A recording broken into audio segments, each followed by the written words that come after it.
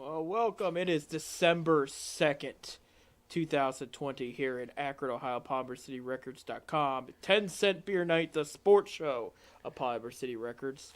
I'm Seth. The best damn sports show on the internet. Sure. We'll Okay. go with that. And I'm Bob. And he's Bob. There you go. Literally an hour ago, Week 12, the NFL season just ended. And it was a pretty strange game. No Lamar Jackson. So, of course, without Jackson, I kind of switched my prediction back to Pittsburgh. Because I thought they would have, I think, won today if Lamar played. I won. I know you did. You had the spread right there. Baltimore did not play bad at all. I didn't think against Pittsburgh. Pittsburgh did not play up to par.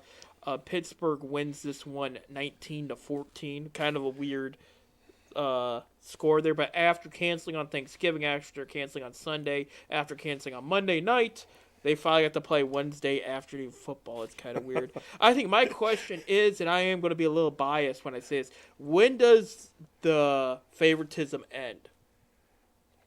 And what I'm talking about is we saw two situations. Now, I didn't get to watch. I had to travel up here, so I didn't get to watch all the game. But we had two situations where we looked and we said, how can you not say the Pittsburgh Steelers get a little favoritism?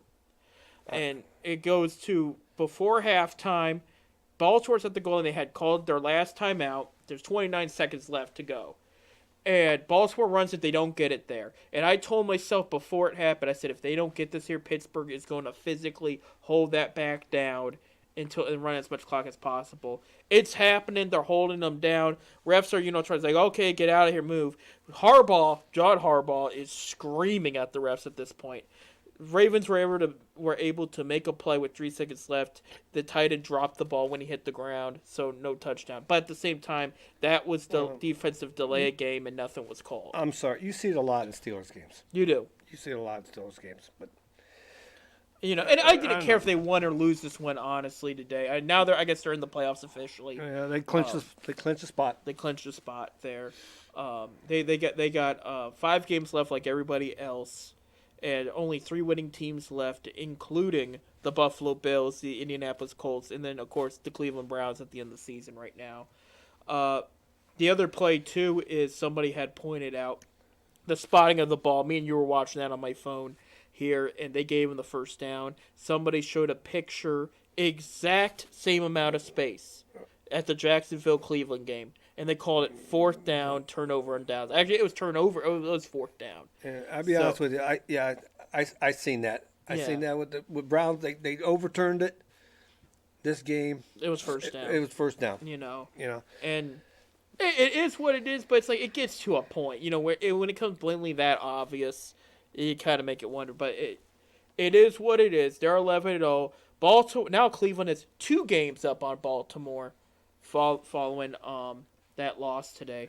Moving on, we'll get to more NFL football in a little bit, but I just wanted to recap real quick Week 12, which ended today. The big news locally, okay? Akron superstar LeBron James signs a 2-year extension with the LA Lakers, $85 million. I've seen that today. A lot of speculation around here. Will we see a return in 2023? I think it's going to be a little more complicated than that. I want to, first of all, apologize for a little bit of misinformation I gave last week. LeBron James Jr. will not be a senior until 2023. Okay, the 2022, I thought it was the year before. He's actually a year younger than I thought he was, doing some research there. So then now it comes to that point. If they allow at that time high school players to go declare in the draft, which the rumor year right now is still 2022, okay, LeBron might wait. That's the other speculation, to see who drafts his son and then join, because he really wants to play alongside his son, like we saw with the Griffeys. We've seen with other athletes as well. A couple I can't even think of on the top of my head that have done it. Very few have done it. Wasn't there a set on the Reds at a time? I can't remember. I'm trying to go by memory here. Now father son set. But Buddy and Gus Bell. There you go. They both played for the Reds At the same time, though. At the same time. Okay, yeah. Well, no. Gus was a coach. He was the first base coach when Buddy was playing. There you go. So yeah. We haven't really seen much of the way of father son. But there was 3 brothers. Yep. Matty Jesus and Felipe Alou. Yeah, and we saw They all played the same game in Pittsburgh. there you go. All three in the outfield. We saw Roberto and Sandy Alomar here in Cleveland as brothers, but we really haven't seen a father-son duo, and I think that's where LeBron could potentially be leaning toward. I mean, 2023 is still a long ways away. I mean, look how long 2020 went. You know what I mean? Right. So, LeBron. Let's get 2020 over with. Yes, we're almost there. We're almost there, and then we can maybe start for hopefully better things. But, yeah, that's what's going on. LeBron James has signed his extension. He is very optimistic on their offseason moves, which I told you last week. The Lakers were doing a really good job in the offseason so far, trying to go for a repeat. And the only thing they haven't done yet officially is re-sign Anthony Davis, but that's going to be done without a doubt. I see LeBron coming back to Cleveland and retiring here. I really do. That's. We'll see. Right now, the Cavs are in a pretty solid spot. I will tell you that, there was a rumor that came out yesterday, and I don't think anything's going to happen about it, where the Houston Rockets had called the Cleveland Cavaliers concerning a potentially Russell Westbrook trade. And how I feel about that is I don't think you're ever going to see that. That's how I feel about that. Looking ahead, like what the Cavs have as far as building blocks and a blueprint.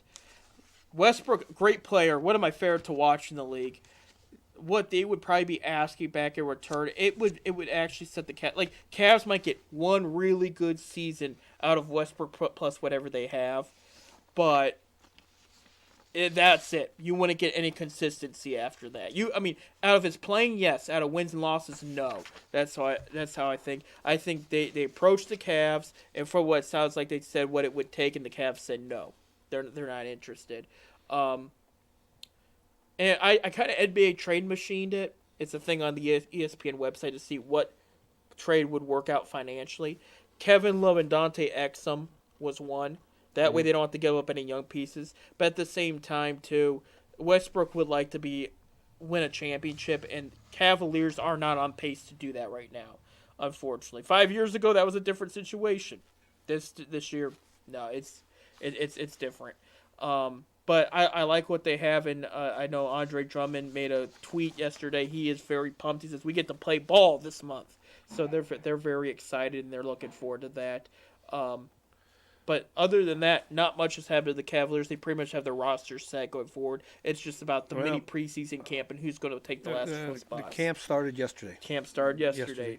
Exactly. With 20 players in camp. 20 players. So. And they were showing Colin Sexton doing some defensive work today. And then a word of encouragement came yesterday from Larry Nance Jr. about Darius Garland was statistically one of the worst starting NBA player in the league. He's a rookie. He only played 5 games in college. He tore his ACL against Kent State, and that's all they saw from him there until he got drafted. Right. Lance has said they had the bubble camp for those teams that didn't make it, just an extra camp, workout, whatever. And he said Garland was hands down the best player for Cavaliers bubble camp. So that's some very encouraging signs we see here. Nance, coming from a basketball family, has ties in the city and in the area. He's got a good perspective of what a good player is. He's a good player himself. So hearing that was very encouraging, I would say. Other than that, we'll see more from the NBA in the next couple weeks or so here. We're still in the middle of a Major League Baseball offseason, so let's turn to that real quick. Well, there's really not been a lot going on. I mean, not yet. Not yet.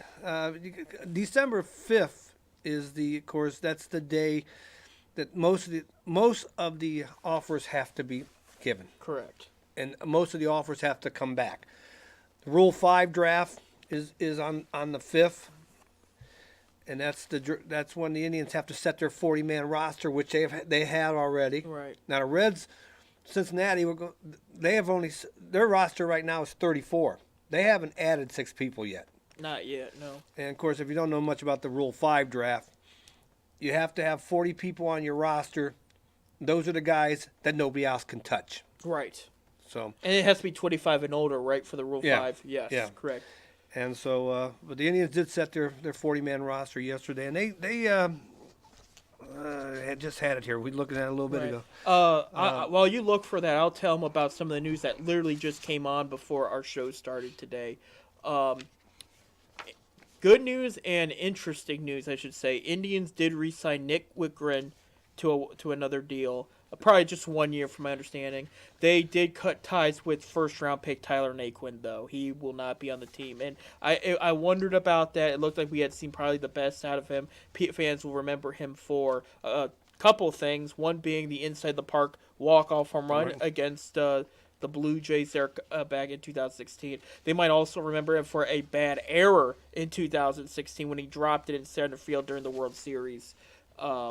I don't like to remember people for bad things, but a lot of people, when it comes to him, they remember that, and him finally taking fault after the World Series concerning that.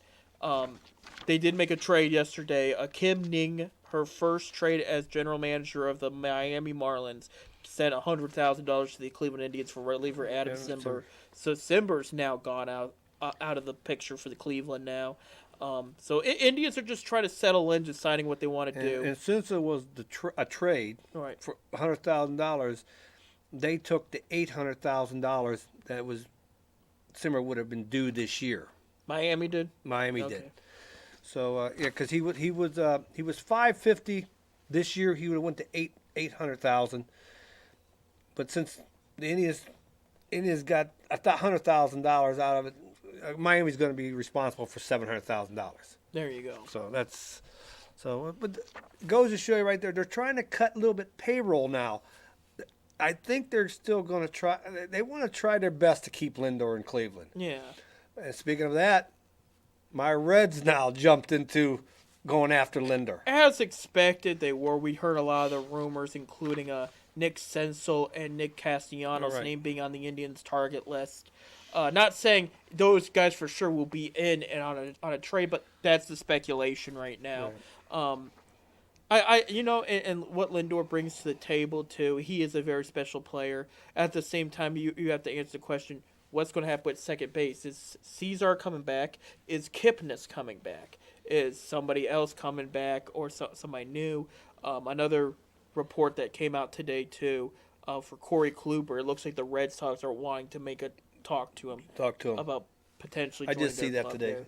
Yeah, so some moves are happening a little bit. Again, in a week or so for both basketball and baseball, we should be hearing a lot more as far as that.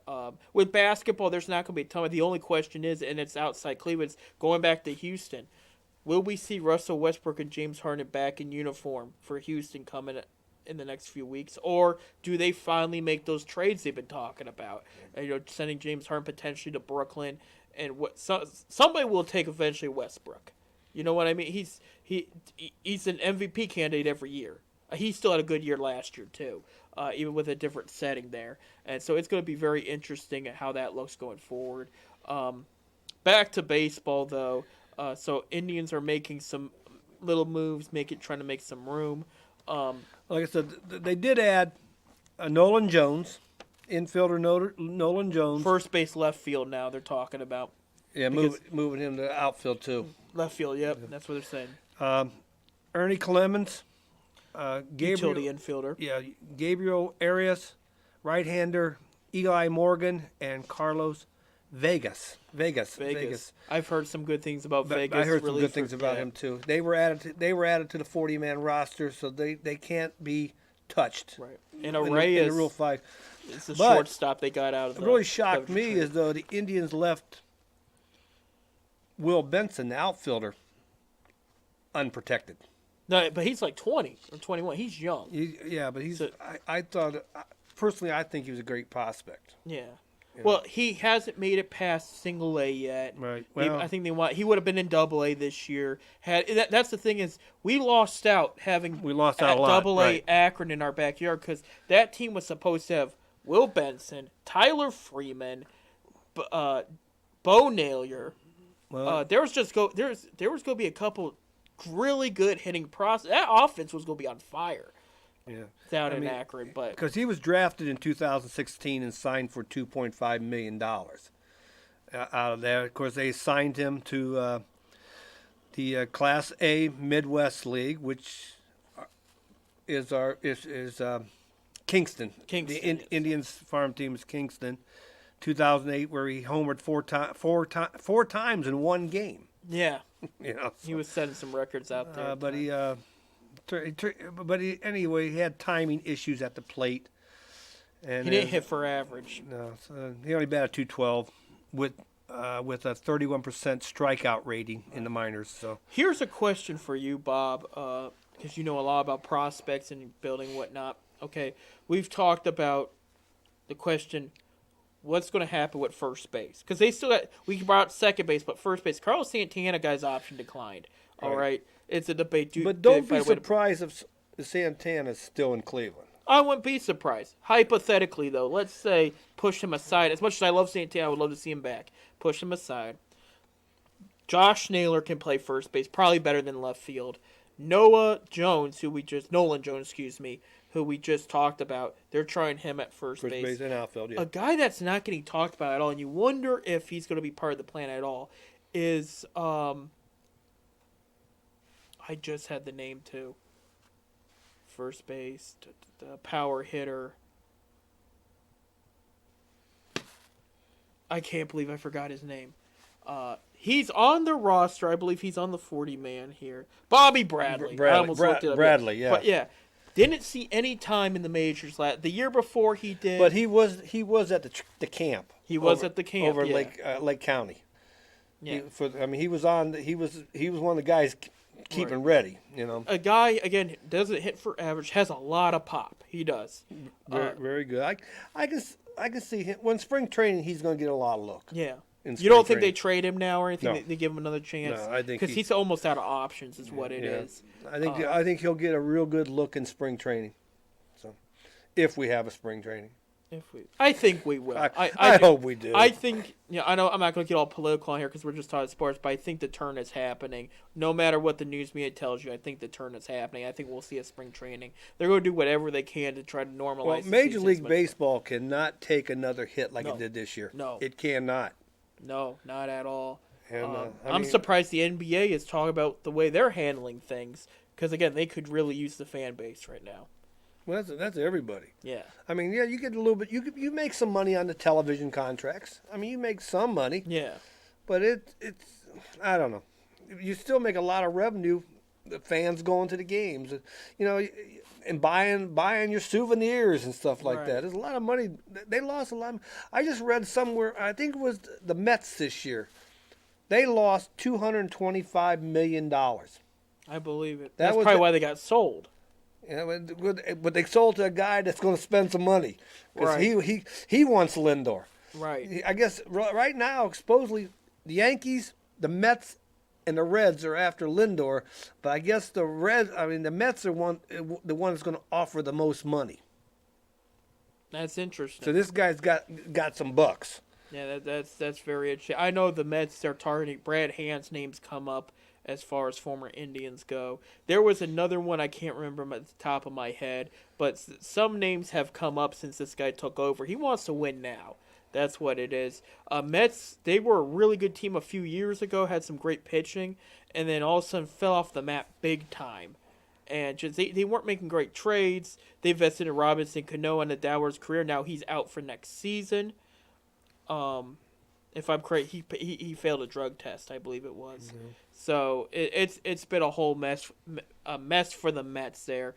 Kind of reminds me of that Family Guy skit where the Mets go, and we're underway in opening day, and the first pitch in the season's over. And Stewie throws his hat down, and he's already saying, but that's what it's like to be a Mets fan, from what I'm told. Sounds like Bob Uecker in the Major League movies. Yeah, exactly. Just about outside. Yep. Except this guy's already called the season here. Yeah, it's going to be an interesting next couple of weeks for the Indians and how they shape. You're gonna probably start hearing more after December 5th. Yeah. When the contracts have to be offered. I mean, they're doing it now. Right. But everything has to be done on the 5th. Either they turn it down, they take the option on the 5th. And then you're going to know who's going to be probably the trade bait, who's going to be leaving. You're going to know a lot more after the 5th. There you go. I think a lot of people too are watching too, not just Cleveland, but interesting enough, the Dodgers won the World Series. They're under 2 contracts of over $300 million, and they still have money to offer. Rumors of Trevor Bauer, Francisco Lindor, and now Well, I understand. Nolan Arenado has names come up. Come up. But You wonder how they're going to pull this off. and I did hear a rumor. Of course, Trevor Bauer made $25 million. Yeah.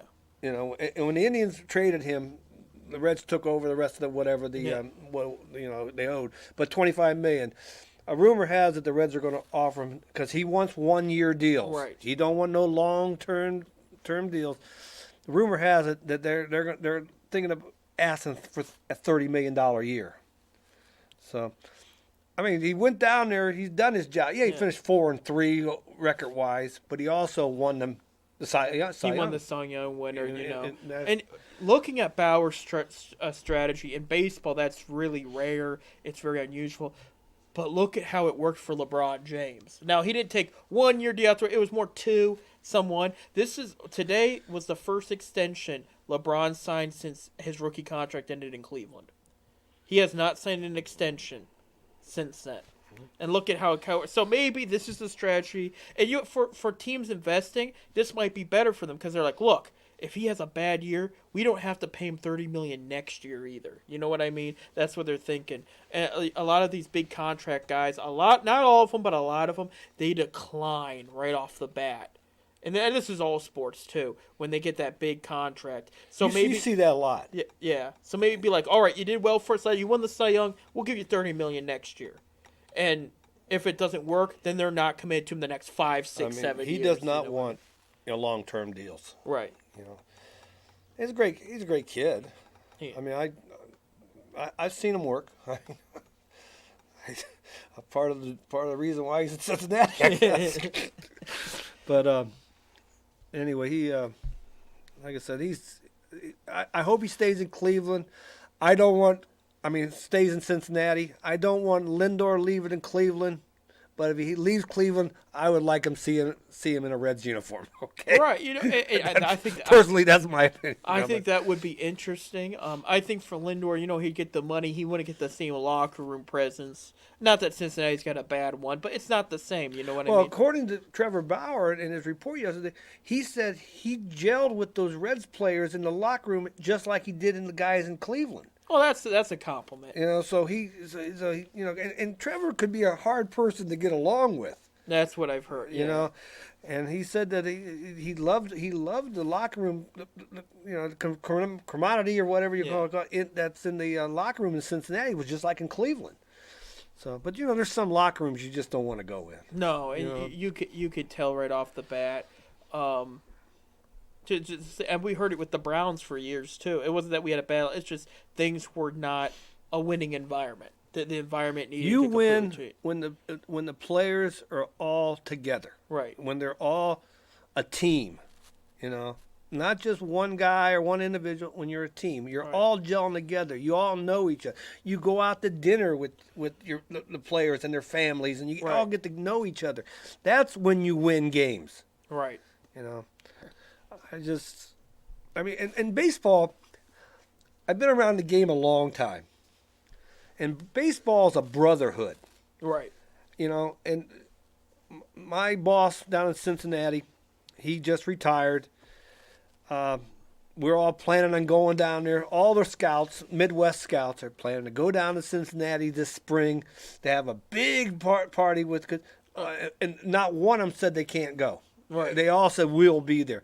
Baseball brother. I know a lot of guys that played football.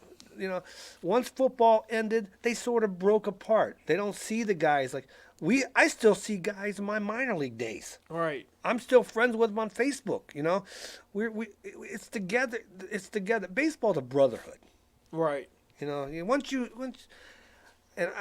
love it. I don't ever want to lose that. No, nobody does really, and that's a good point, and that's why I like to see there's some people looking at a couple different sports real quick. Some people are like, why does the Browns still have so and so? Well, they're hanging around each other in the off season, and they're getting a lot. Some of them will say, I'm only here because so and so's here, but we'll make it work for everybody else.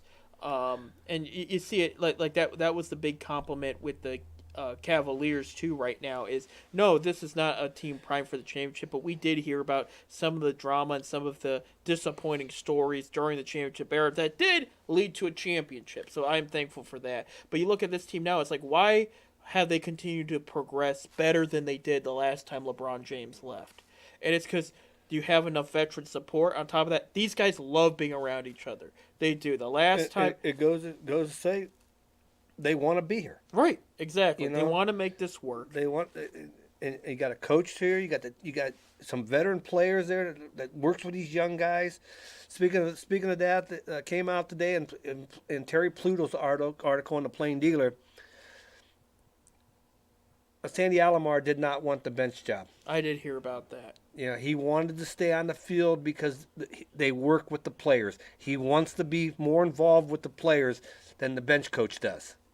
So So they probably offered him the job, and he said, "I'm gonna." Supposedly, according to the article, they did sort of hint to him, "You want the job."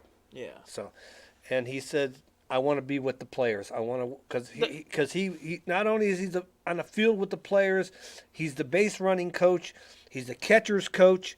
He's a Cleveland legend on top of that. Yeah, well, he just wants to be, You know what I mean? work with the players. With the bench coach, don't. Well, and the other thing too, and this has got to be taken into consideration, most of, especially your fielding players for the Indians, are Latino.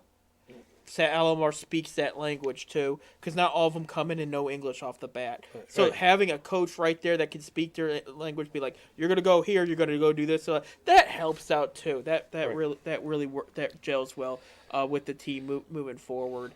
No, I respect his decision there. It's either way, like the Indians got a good bench coach there. Well, they got what was it? Hale, Hale, yeah. which was the bench coach for Francona in Boston when he won the World Championships Right. in Boston. Right. And they work together good, and and they know each other. Right. I mean, Cleveland. That's the thing is we're frustrated at ownership for not being able to afford these players, but the Indians are still in a great position to keep consistent and repeating. You saw teams looked at some of their front office personnel. Nobody wanted to leave. That says a lot within itself. So they got a good thing going. Again, we're going to consistency. I think the question is going into next year, you're going to see a lot more younger players playing, and they're going to need some time to develop. Now that Naquin's officially gone, I'm expecting Daniel Johnson to step into that role there. They're going to talk about what to do with Jones and Naylor and all that. I mean, they've got some moves to make, but then they have to answer the center field question, which, in my personal opinion, goes between Mercado or Zimmer. I'm just not a big fan of DeShields. I don't think he fits in the mold. Personally, I don't think the Shield's going to be here. I really don't. I think Mercado's got the front running on Zimmer. I think Zimmer might have a better bat, but the defensive outfielding wise, more speed in the outfield. I think. And that's what's hurt Zimmer too. He's made those miraculous plays and landed wrong. You know what I mean? And I just see, you can see opportunity to those two next year. Right. But I don't. We have to wait and see. And the Indians, we got the best minor league system in baseball. Right. Correct. We got three. I can't think of the names right now. 3 pitching prospects that everybody else wants. But yet we ain't giving our pitching prospects away. Cause you seen when Plazak and Beaver, they all came up. We got great pitching. We do. We just got to get the bats. Our bats was kind of off, except for Hosey last year. And Josh Naylor showed up in the Naylor playoffs. But, yeah, gave the Yankees a little run for their money a bit. That was interesting there. But yeah, they need to figure out the outfield there for sure. I mean, there's some pieces like Lupo against the lefties. That's one you keep. Again, I like Lupo. Yeah, I like him too. He's just way better against lefties. They kept trying to plug him against right-handers, see if it'd work. It was inconsistent. You put him against a lefty, he was a nightmare for those pitchers. Right. You know what I mean? So I like him there too. Just going position by position, Perez right there at catcher. They got a good backup there. And he got his option. He stayed. He wants to stay in Cleveland. He's staying there. Jose staying at third. Shortstop right now is a question mark until they decide what to do with Lindor. But right now, Lindor's their second base again. That's going to be free agency. Well, I was reading an article on MLB.com today, and this writer, I can't think of the guy's name, he don't think Lindor's going to be there opening day. I don't think he will be either. So- If I had to put educated guess And, out there, I think he'll be traded. We'll have to wait and see. I just hope that when we do trade him, we get some talent. Right. You know? And that's the thing is Enonetti, the way him and Chernoff have traded in the past. You look at the Bauer trade, how monumental that was. You look at a couple other trades. Last year's Clevenger trade was the first trade where you looked at it reminds you a little bit of Mark Shapiro, only because a lot of what you're getting back wasn't going to come back right away. Right. You know what I mean? Right. I think the Lindor bar is so set high that you're going to look at. I'm dead serious. There could be up to 3 players that could be their opening day if they trade him right. Like that many. It could be a 3, 4, 5 player. They want what basically Los Angeles had to send for Mookie Betts to Boston. Boston got some quality players there in that deal. They're going to do it right. They're not going to just up and pull the trigger just because they're going to want something big time. I mean, this is a Hall of Fame type player. They're going to want some big time talent back, and I think it could help address any of the spots they have open right now, including the outfield, not just center field. We'll have to wait. Like that's what's going to come down to it. Wait and see. Talking about the Reds interested in who they would have to give up. We knew Castellanos' name was brought up because that's a contract Indians can afford right now. That would handle the right field or left field situation there. Another guy, I don't know if Nick Senzel would be for sale in that. I don't personally. I don't think he will be. They'll probably keep him. He's a They'll keep special him. player. I I know think- the Indians have talked about him for a while, but it's just because he's a special player. That's why he can play second, he can play third, he can play the outfield. He's got it when he gets rolling. He's got a good bat.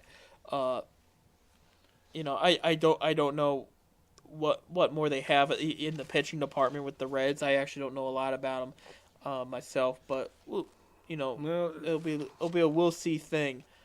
If he does go there, I think there's still dark horse teams that are going to show up and maybe go harder and offer more. We know they have a great trade relationship with the Padres, and the rumors of moving Tatis to second and Lindor to short. That's still, I think, a possibility too there. So second, you think with the Indians? You think Hernandez? You think he's going to stay?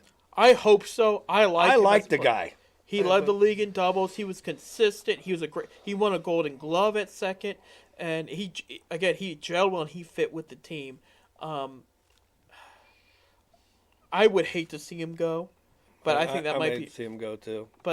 So I'm just hoping for at least another 1-year deal until the name that's and their free agency that's coming. He's like a shortstop / second baseman. Tyler Freeman. A lot of people are sold on him. He's probably their biggest second base prospect since Kipnis. Right. Now, they moved. Kipnis was originally center field. Yeah, he started out in the outfield. Yeah, but they moved him to second, which was fitting because he wasn't the biggest guy either. I actually met him one time. He was shorter than I am. No, there's a possibility he's coming back to Cleveland. Yeah, and I wouldn't be against him. I on did the hear Dolphins. that they might offer him a minor league contract to go to spring training. Right. So we'll have And he to would see. take- he would I think take- he'd take it. I think he wants to come back to Cleveland. He had a good he had a good time in Cleveland. The fans, he was a fan favorite. Well, yeah, and again, like I said last week, he had his moment to be a Chicago Cub. So he gets to, whenever he decides to retire. It's the same way with Tommy. Yeah. He grew up as a White Sox fan, and he eventually played in Chicago. Right. You know, Now, he got traded back to Cleveland that time. yeah, but he after was, Minnesota. Yeah, he went all around the league there, too. Minnesota. He left us twice for Philly. Then got traded to Baltimore. Tomei's career goes all... But where did he retire in? He retired in an Cleveland. Indians In his Hall of Fame bronze, what hat is he wearing? He's wearing Cleveland. I wonder if they changed it because it was a Wahoo. I heard he was going to change it, so I would have to look it up, but I thought I did. I mean, the plaque at South had a Wahoo, Right. a Wahoo on it. So we just wondered if, speaking of, the Hall of Fame's voting's going on right now. Yeah. So, of course, we'll talk about that later. But, our Omar, It's going to be a tough year for him to get in. I would love it. I'm going to tell you the truth. I think he can get the votes this year. I hope you're right. You got I really 11 first-timers in there, and none of them near close to what Omar did. Really, I haven't seen the full list yet. I saw some of them. And, there's that still debate. You got Barry Bonds. You got a couple other guys in there. Those guys, of course, like Bonds and Clemens, of course, the biggest PED era guys. Yeah.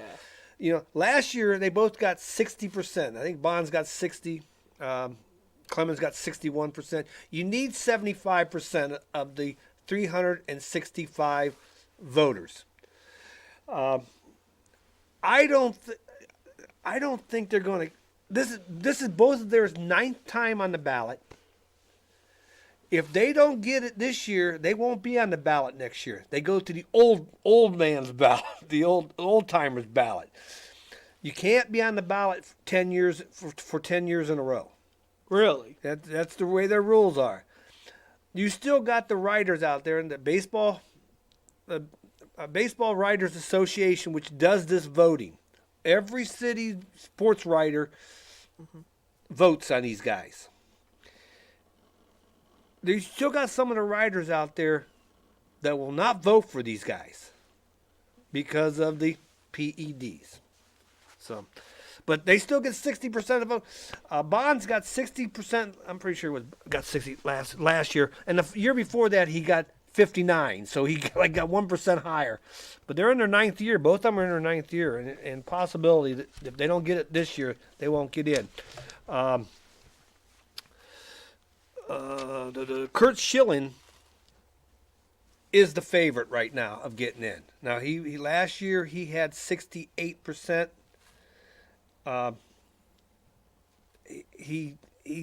They're pretty much saying that good possibility he's getting in this year.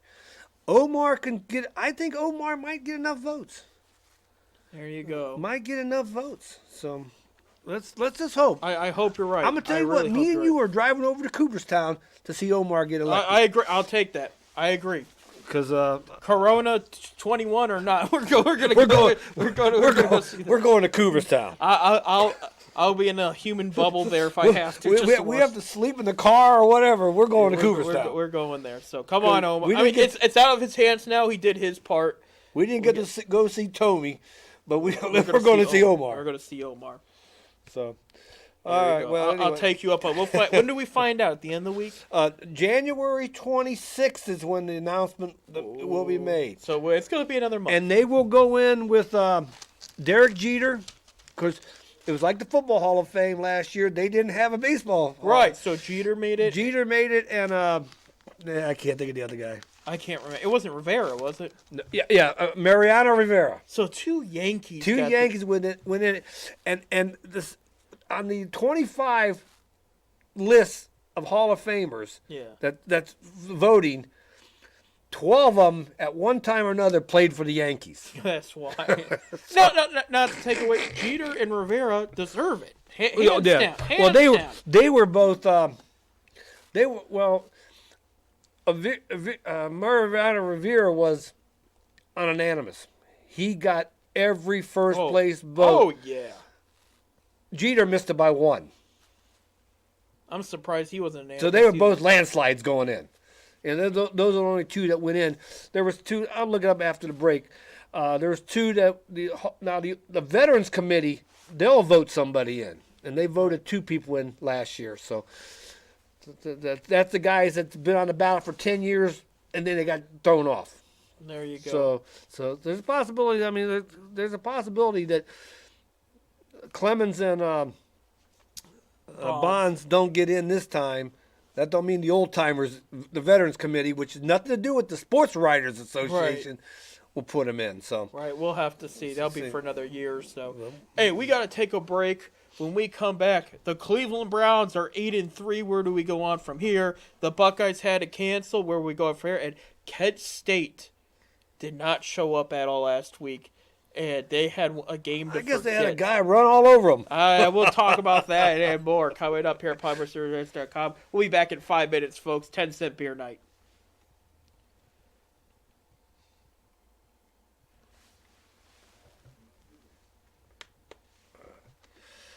Look at these papers all mixed up.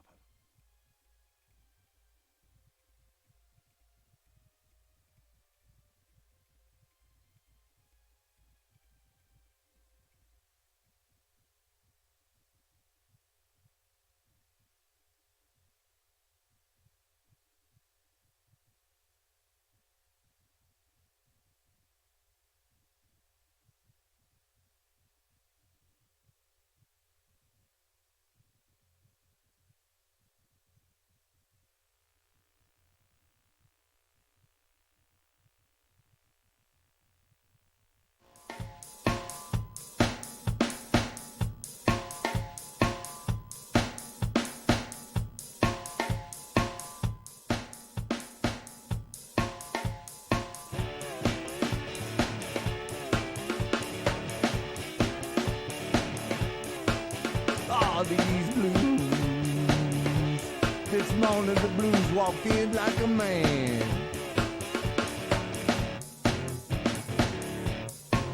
All these blues.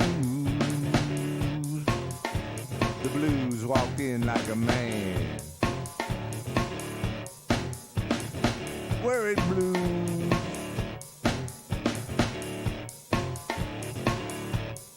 Give me your right hand.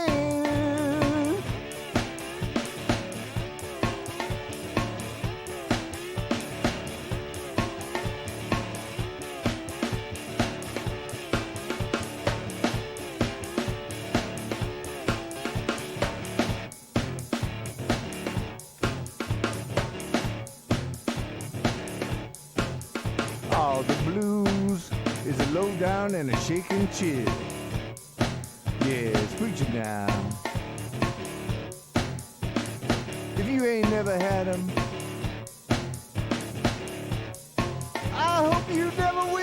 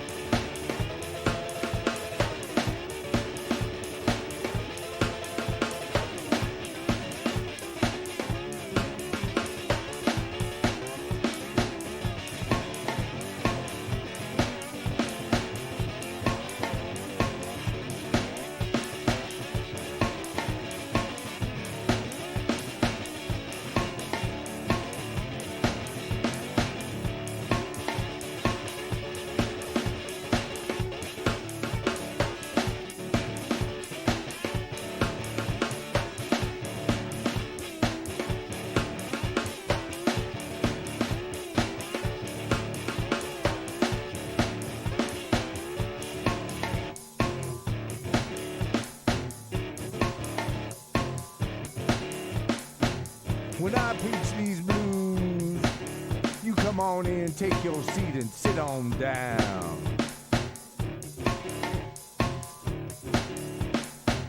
When I preach these blues, you come on in, take your seat and sit on down. And if the spirit moves you, if the spirit moves you, and if the spirit moves you, Lord, if the spirit moves you, jump straight up and down.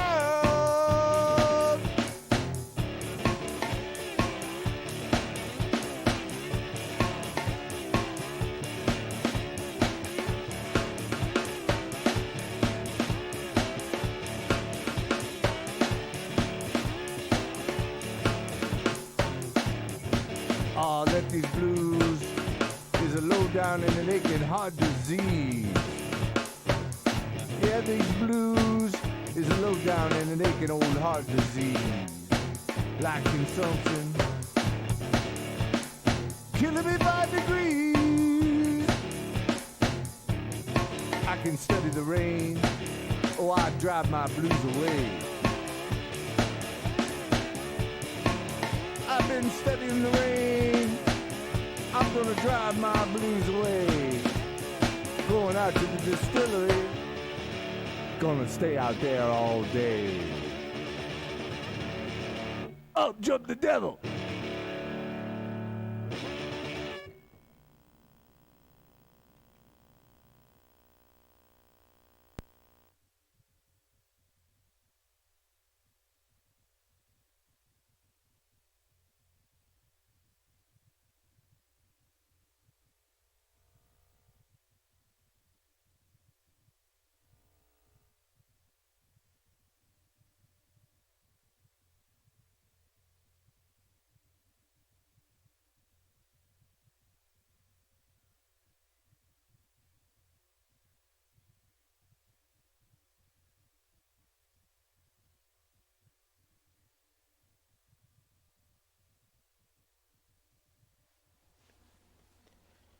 We're back. Happy December to you guys as we kick off the last month of 2020. We made it.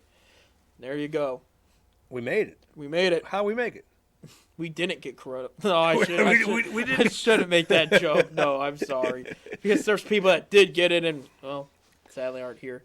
So, no, bad taste on my part, everybody. But Ted said Beer Night. Seth, I'm Bob. there you go. Real quick, we want to mention a trade in the NBA happened while we were on break.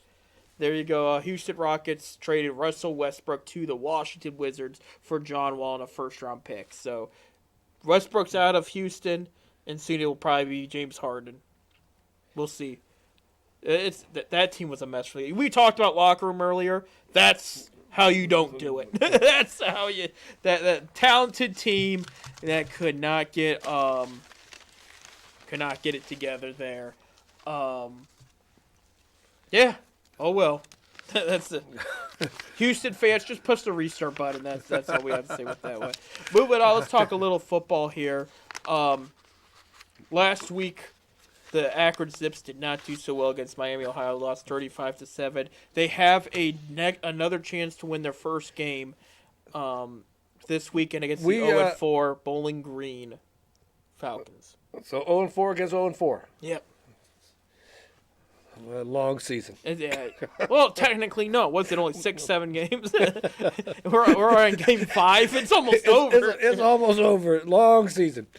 You know, we got that was a 22nd straight loss, which is the longest losing streak now for Akron U in the nation Division I schools. So, the longest losing streak. So That one's tough. you know, it's hard. You know, and we're season ticket holders. You know, Right. and first of all, we're not allowed to go to the games. That's why they're not winning. You know, they want to see our faces in the stands. You know, they want to see us. They want to play for us. Right. Yeah, right. Right. They'll get there. It's going to take a little more. And you know what? This whole COVID thing, it's been a big hiccup for everybody. It's for everybody. It's set them back too. We just hope that they pull this one against Bowling Green out. This weekend's game for Kent State, however, got canceled already. They're not going to play. Who are they supposed to play? I think they were supposed to play Miami. Miami. Yeah. If not them, it was Northern Illinois. I think it was I just remember the red logo there. The Red Hawks. It might be good for Kent State though, because this is a solid MAC team. Kent State gave up 400 plus yards against the running back for Buffalo there. On the ground. On the ground. Right. What was the total yards total? I think it was 402 for him. Just for him. I mean, for total yardage. Oh, I would have to look that back up. Over 600. We could look that up. Look it up real quick. I'll tell you. But I mean, it kind of shocked me when I seen that score. It was like 72-40. Right. It was a high scoring game. We knew going into this year Buffalo and Toledo were going to be very, very good. Yeah, 70-41 Buffalo won. I mean, I tell you the truth, I looked that score up the other night because I wanted to see who won that game. I think I texted you. And I thought, first thing I thought about was a basketball game. Right. You know, because basketball's going, well, in the Mid-American, it's not going on right now. No receiving yards, 36 carries, 409 yards, 11.4 average, 8 touchdowns. What was the total offense for Buffalo? I mean, total yards? Total yards. 663. However, Kent State had 578, so they kind of bounced back. They had a lot more passing. They got a yards. pretty decent quarterback in Yeah. that Crum. 515 rushing yards. Oh, they're talking about him being actually pro. Yeah, there's a lot of teams interested in him. There are some penalties there. No turnovers by Kent State, but one by one interception thrown by Kent State by Crum. None by Buffalo whatsoever. Crum had 343 yards, 3 touchdowns, and 1 interception. He also led the team in rushing with 76 yards and 13 carries and 1 touchdown. So Crum can do it all right now. It's like I said. I know there's a lot of NFL teams that are looking at this quarterback. Right. Just kidding. It was Miami, Ohio. They were supposed to play next. It was reported 4 hours ago. It is canceled. Canceled. So and I think it's all COVID related too. Speaking of canceled games, Ohio State didn't play this past weekend. If they cancel one more time, they're not eligible for the Big Ten game. Big Ten championship, and they're going to need that to make it to the Final Make Four. it to the playoffs. They got 2 games left: Michigan State and Michigan. Michigan got canceled this week. They might as well cancel the rest of the games right now because Michigan is looking so bad. They're in bad shape. I mean, they might drop 100 on them. That might not be an exaggeration. They might drop 100 on they Michigan. can't. We don't want Michigan to cancel because No. if we play Michigan, we can't afford that loss. I mean, that being 5-0, Right. we want to go to the championship game. But now, if Michigan were to cancel, not us, wouldn't we still be kind of eligible? Like, couldn't we do a reschedule game with The somebody Big else? Ten ruling, the way I read it the other day, because I'm sitting there going, this ain't right. Big Ten ruling is to go to the championship game, you must have at least 6 games Right. in. But couldn't Ohio State schedule another if Michigan's canceling on them? Because I'm trying to find a way. If Jim Harbaugh, screws us out of that championship game. But would it be a conference game? They have to play a conference game of a team that they have not played. Right. Because And there's a couple. Illinois they canceled with. because they're playing an all conference game, Right. All conference season. Okay, I just think the Big Ten needs to go in there just for this year, change that ruling. Right. I mean, with the way this virus thing's going on, these schools are getting hurt. And I mean, I think Ohio State could compete against the Clemsons and the Alabamas and the Notre Dames, But if you don't give them a chance to get in there, and the Big Ten holds the cards. So Right. It's really frustrating too. It's frustrating for the guys. I mean, too. if Ohio State goes 5-0, they don't get to play the six games. Then you're going to have an Indiana team that Ohio beat. They're 5-1. They go to the Big Ten championship against game. Northwestern or Against somebody. yeah. It's going to be a have to play it by your will see thing, but I'm just hoping it doesn't get down to that because it's going to be a mess. It's already bad. It's already a mess. Sometimes I think maybe the Big Ten should have just stayed. They canceled their season. But the rest of the big conferences went on. And they I know. Yeah. I know. It is what it is at the end. Let's talk pro. Let's make our predictions for this week. How about that? Oh, geez. I won the first one.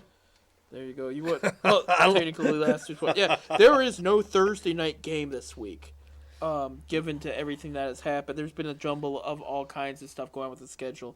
So we're gonna go straight to Sunday, 1:00, where we will play. I'm slowing up here.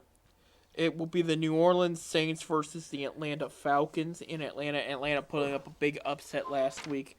It shows you any given Sunday. New Orleans Saints and Atlanta. Yep. So how you feeling? I'm taking the Saints and giving Atlanta the 3 points. You're taking the Saints, giving Atlanta. On my for amusement only sheet. Okay. Your amusement only. sheet. Make sure you say that amusement only. All right. I'm going to go Atlanta wins by 3 points. Main reason is Hill has not played bad at quarterback, but this is a divisional rival game, Atlanta has surprised some people with of late. They're still going to be a team that's going to be in the top 5, if not top 10, in the draft. With Breeze out, this gives them an opportunity to find a way to beat them at least once this year. I don't think they beat them any time this year. I would have to look back. Yeah. But my gut feeling says they're at home. They're against the Saints. They want to win this one. So I'm going to go with Atlanta. They're going to win by 3, though. This is going to be a good game. Okay, like I said, I'm taking New Orleans and giving the points. There you go. So he's going to go with New Orleans. And again, it could have happened possibly. Well, this one we're going to be talking about early here. The 8-3 Cleveland Browns will take on the 8-3 Tennessee Titans. And this is a big one. Going back to last week's game against the Jaguars, Browns only win by 2. Baker didn't play bad. He did miss out on some opportunities, though. The running game was spectacular. The defense held on tight without Ward and Garrett, and they made it happen, So they improved, obviously. Now they're 2 games ahead of Baltimore in second place here. So they get second place no matter what happens going after this weekend here. Tennessee is a very good team. Like I told you, they're both 8-3. Right, the receivers and running backs are huge in Tennessee. Defense for Tennessee, I thought would be a little bit better this year, but no, they have lost to Cincinnati. Pittsburgh's another one, and the Colts were, I think, the other one. They beat the Colts, if I'm correct. Remember? Yes, I'm trying to go by memory here. This one, it's in Tennessee. This one's going to be a tough one. I'm going with Tennessee by 7. All right. Well, I'm taking the Browns and the 3 points that the books are giving. There you go. Oh, the amusement only's given. Okay. The amusement only is given there. Reason being is this is a game the Browns can win. My gut is telling me that They just need to play a little better. Now we got a couple guys coming back. Of course, Right. we still got Ward still out. and that's going to hurt them against this team specifically. But Myles Garrett's back right? this week. But Harrison's out. Harrison's out. Harrison's out, and he might be out for the regular season. So it's nice to hear once not just out for the season because we might have a season after that. But before we jump the gun, this one it's going to be close. This is going to be a good game. I don't think anybody blows out each other. I don't know. Last couple games, Cleveland's been close. Cleveland's been close. Yeah, they're close games. it has been. I mean, last week Jacksonville went for the 2-pointer and missed it. Right. That would have tied it. That would have tied it. That could have been a win in overtime. Right. It got a little scary there. The thing I will give credit to is, and I heard Pittsburgh fans chirping a bit, saying, "Oh, you gave up 25 points to Jacksonville." I'm sorry, Glennon's a better quarterback than Lupton or whatever his name is. Had Glennon started against that Pittsburgh, guy looked good. Yeah, he's got a good arm. He looked good. He would have probably dropped 14 more points on Pittsburgh had Glennon started. I'm going to say that, but Pittsburgh still would have won. I just think this is going to be a good game. It's going to be a back and forth. I think Tennessee's got the edge right now. Tennessee is trying to fight up against the Colts right now for their division. This would be a big win for them. I do like the Browns' confidence going in there. Kadero Hodge, who has been an underrated player for the Browns, came out and said these guys are on a super team. They're beatable. We can beat them. And they have said that 8-3 is not good enough with them. They're not going to sit tight at 8-3 there. So they have a great attitude. They need to improve, but it's just we're missing. The defense is what worries me more than the Browns' offense. The Browns' offense, when they're healthy, here's some statistics for you. Our running game's good. When Wyatt Teller and Nick Chubb play, Wyatt Teller's the right guard, right, who's made those big blocks. They are 6-1. When Nick Chubb and Kareem Hunt score a touchdown each, they are 7-0. So if they get the run game going, I'm not worried. But it's that defense. The defense played okay last week. It wasn't great, but again, these are bigger receivers. Derrick Henry's a truck. It's gonna be a little tough. Now with Myles Garrett back in the mix, that's gonna be nice. Well, it's gonna be pressuring the quarterback a little more. Right, and Tannehill's a statue. He doesn't move around very well. Right. So if they get enough pressure, then they can force some turnovers there. But my gut is saying Tennessee's gonna edge them out, and I hope I'm right. And I've been wrong before. I picked the Cowboys over the Browns. I was wrong about that. I'm trying to think who was the other one.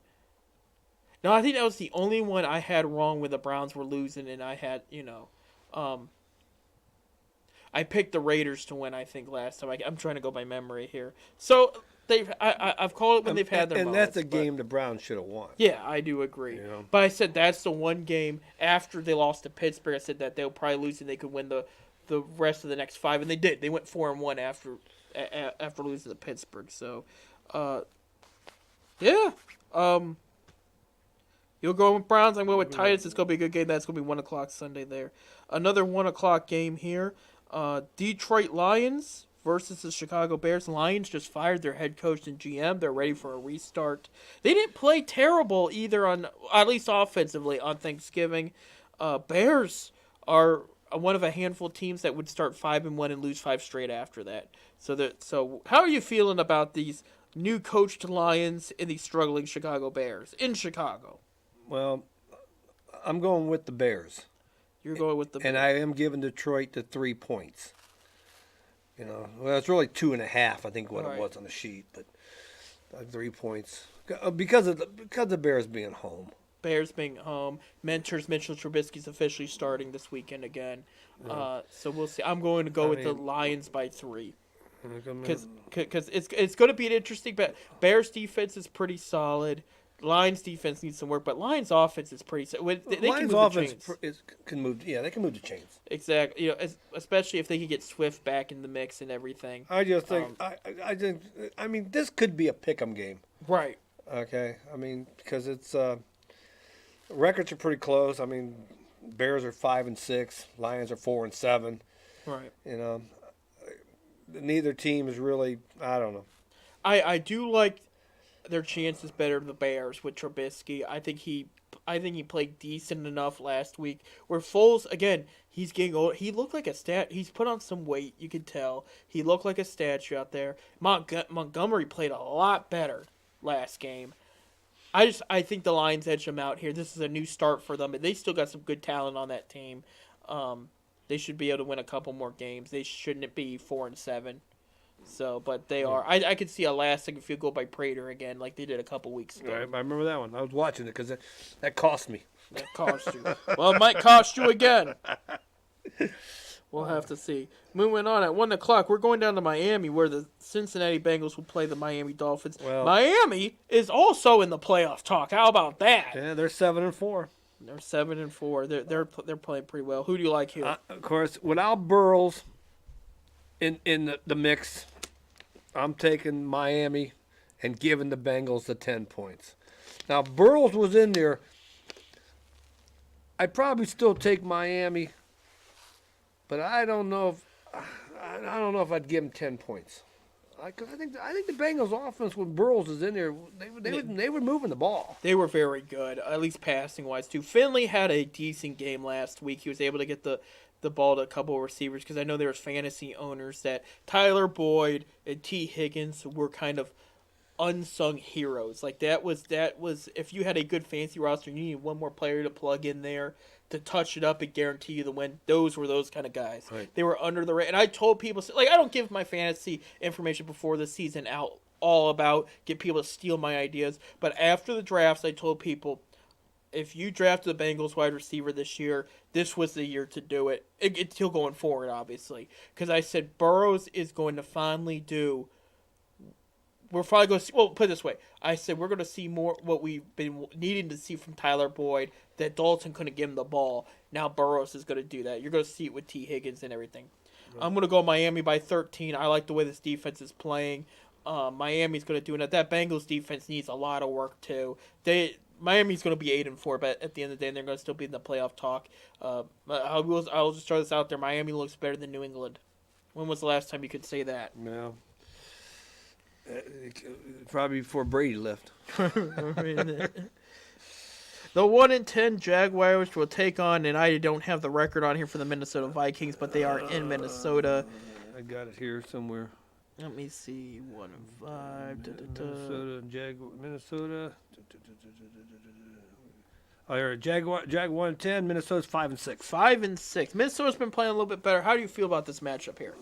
I'm taking Minnesota. You're taking Minnesota. I'll give Jacksonville the 9 points. Jacksonville and 9 point. Yeah, I'll take Minnesota by 17. It's also going to depend if Thielen and Cook are back up to par.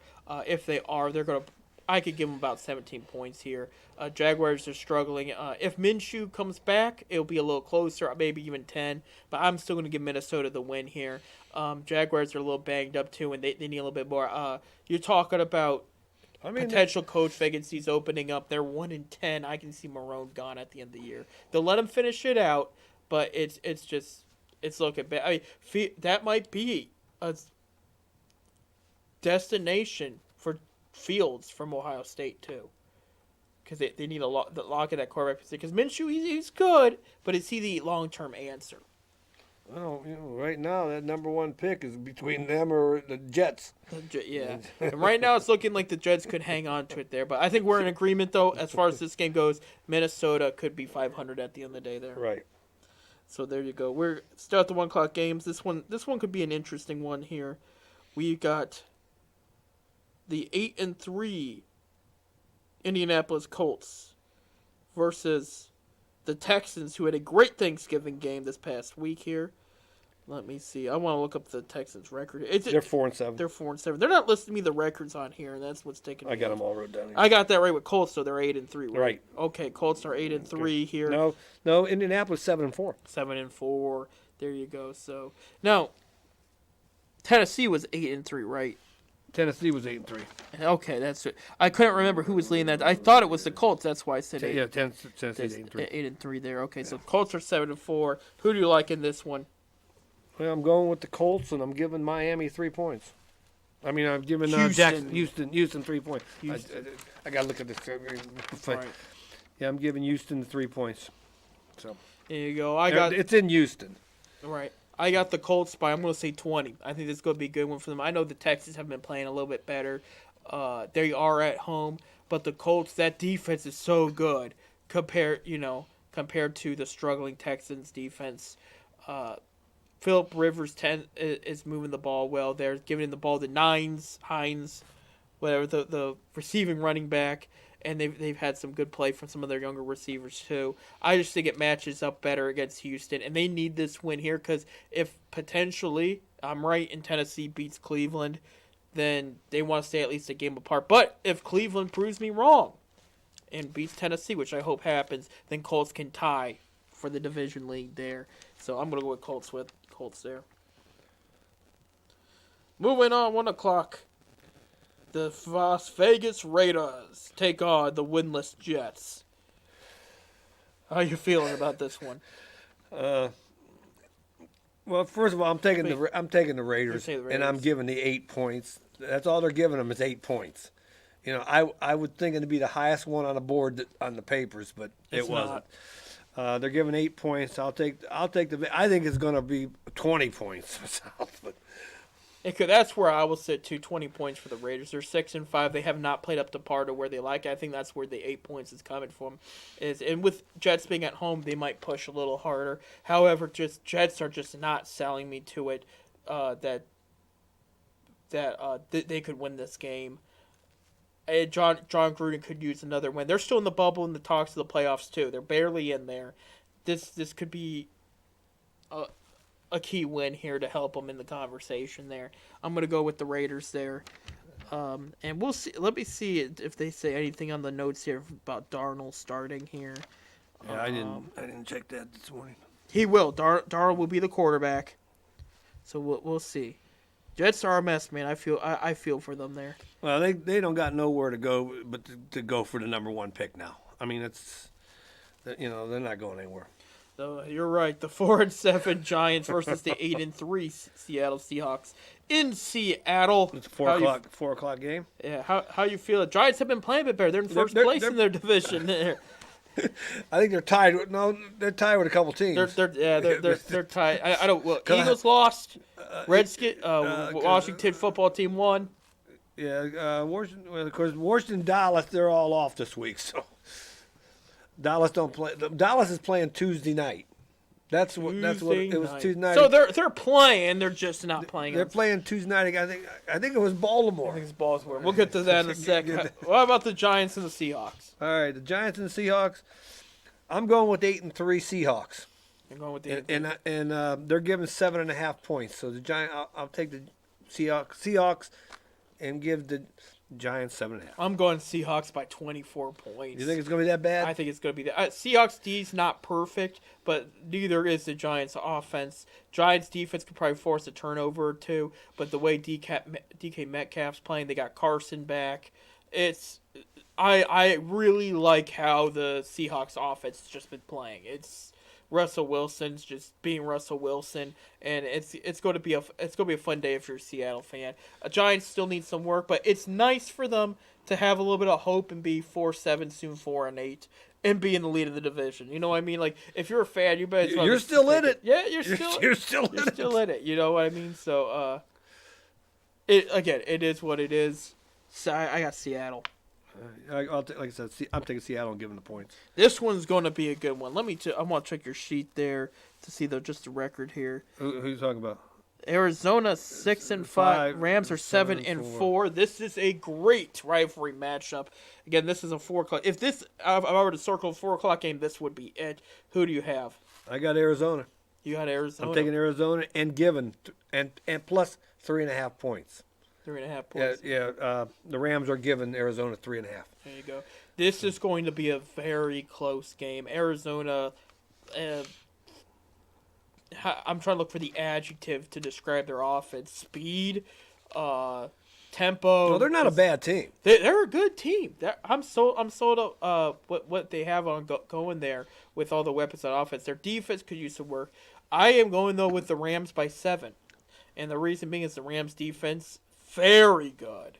Their offense, when they're in a groove, they can be clutch. You saw what they did against Tampa Bay a couple weeks ago.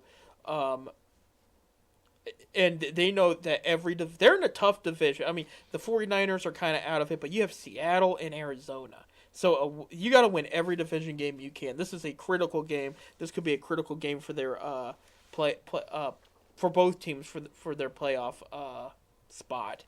I think Rams got a little bit more though to offer. I think they got a little bit. So I have them edging out the Cardinals by 7 points there. Yeah, you know, so I'm taking Arizona. there you go. So there's our first one we separated. Second one. Who's the first one? Well, we had Browns and Titans. Well, I took the Browns. I took the Titans. You took Titans. I took the Titans. You're wearing a brown shirt. And I got to give an honest review here.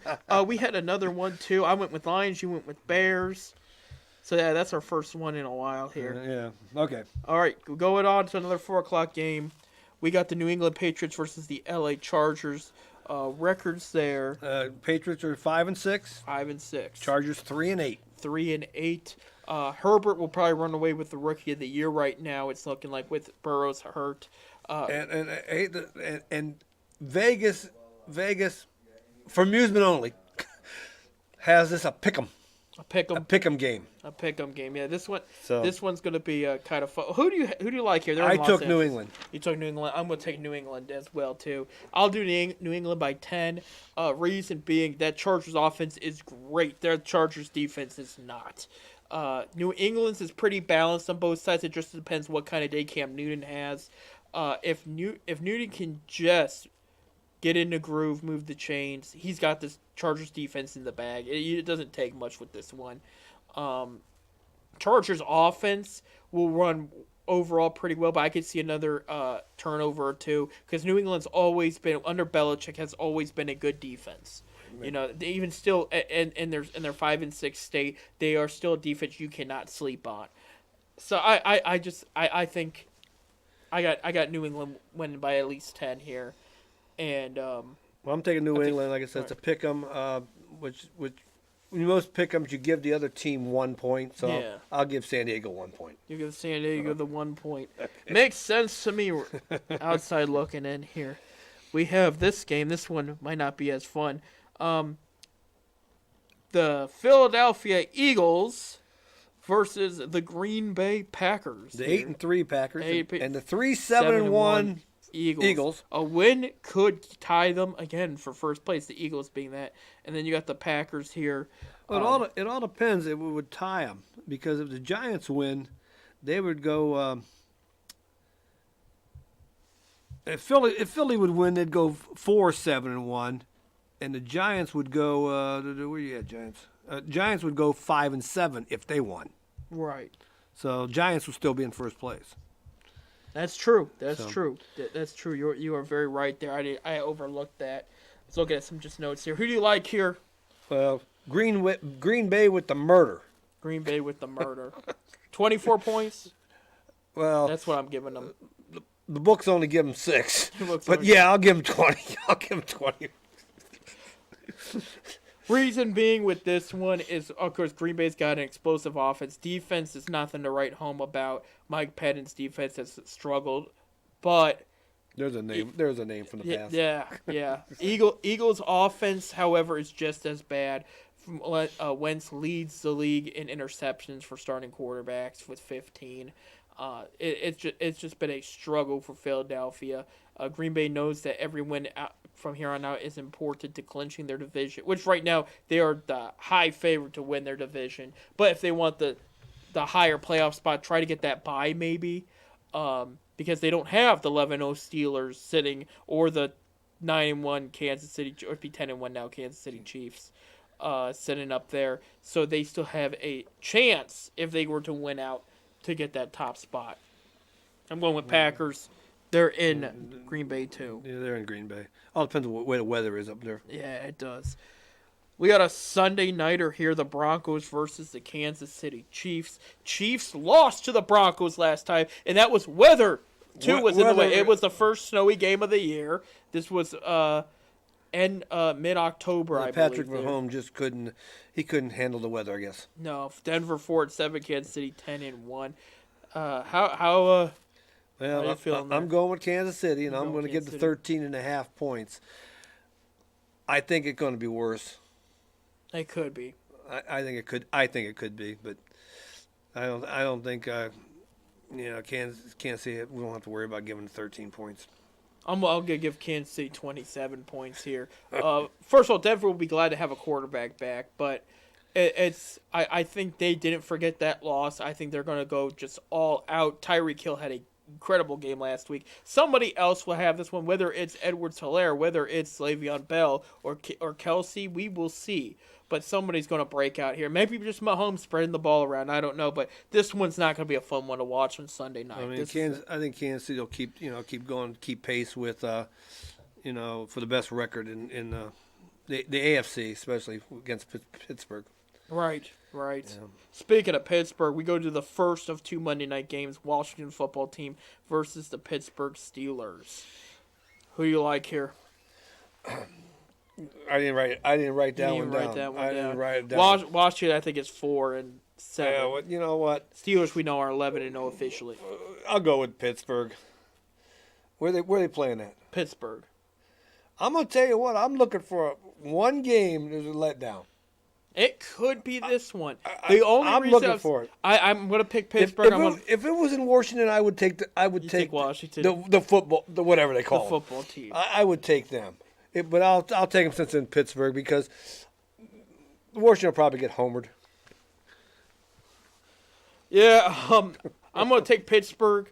I'll say they win by 17. The only reason they could potentially get upset is Washington's defense is very well coached, and Alex Smith is playing pretty fair football.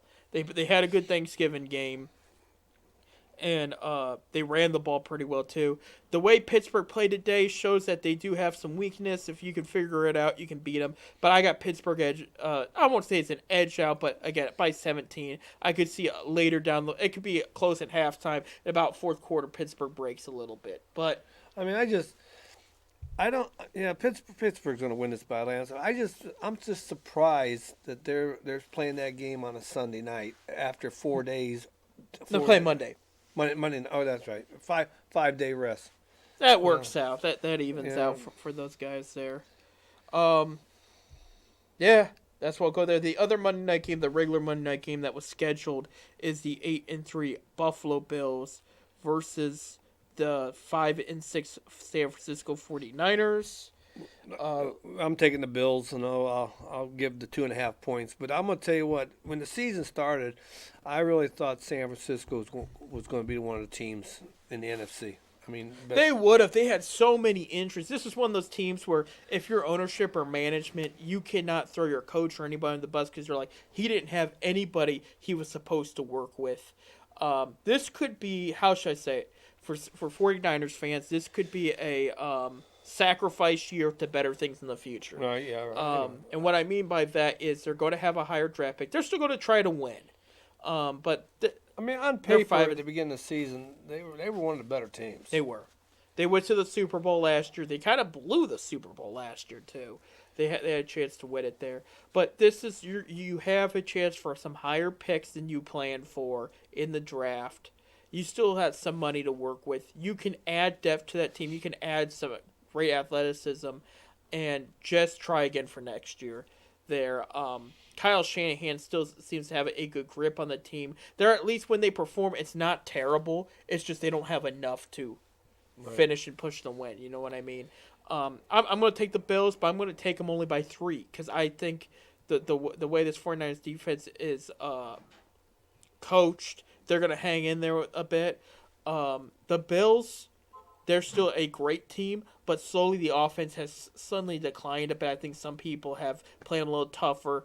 I won't say they got figured out, but they're just not playing up to par where they were the first couple games. But this is still definitely a playoff team in the AFC. I actually have them as the AFC winner.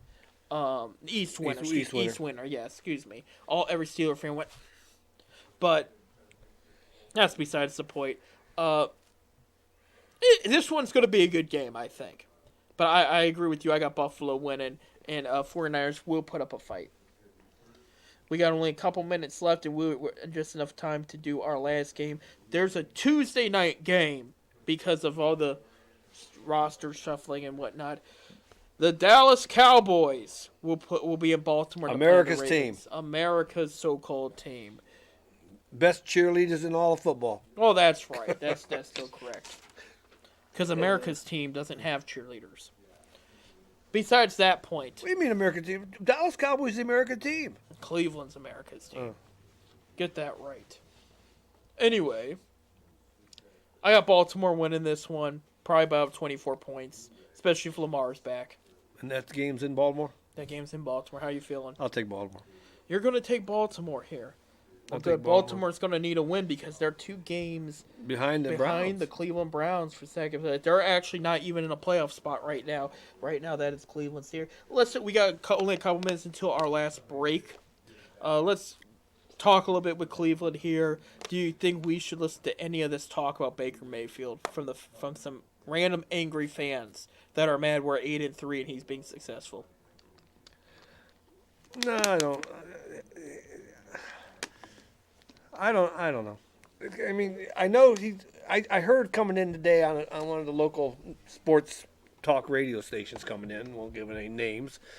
That he is the 22nd rated quarterback in the NFL. You know. I mean, I don't know how I want to word this. He's done okay. I mean, I don't think he's a franchise quarterback, personally, in my opinion. I mean, he's doing good. Yeah. I mean, he's 8-3. The Browns. When's the last time we can remember the Browns being 8-3? I mean, 2007. It's been okay, 13 years ago. You know, was still in high he's done school. okay. He is connecting on passes, but he also a lot of times a lot of receivers are dropping passes. I did see the other day when he got the ball batted. He threw the. He's not a tall guy. No. I mean, half the line is taller Well, than even him. Ryan Tannehill gets the ball bat a lot, and he's 6'6", 6'5". I mean, It sometimes I happens. wonder if you can even see the receiver downfield. And these guys are all standing up and fighting amongst each other. I don't know. His height is an issue. We'll actually elaborate more on that after the break. I think he's doing okay. I'm just happy we're 8-3, and I'm glad he's a, as for franchise quarterback, personally, I don't think he is. I don't think. I mean, he's okay. We'll get back to that when we get back up break. We have to take a 5-minute break here. 10-cent beer night here in Akron, Ohio. Stay tuned. We'll talk about Baker Mayfield, LeBron James, and more coming up.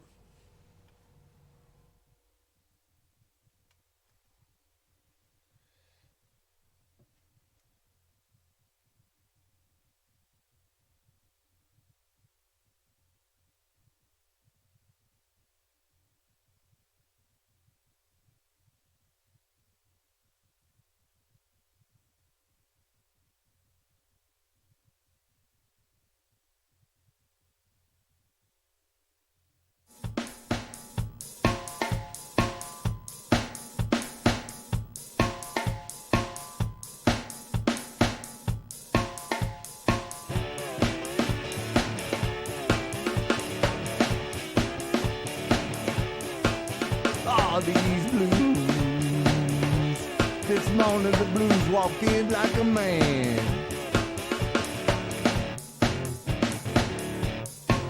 All these blues. The blues walked in like a man. Worried blues.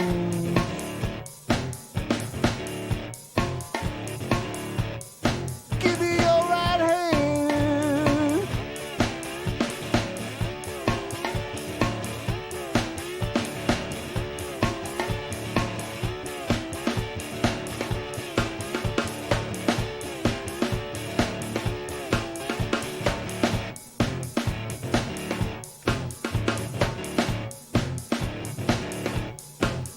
All the blues is a lowdown and a shaking chill.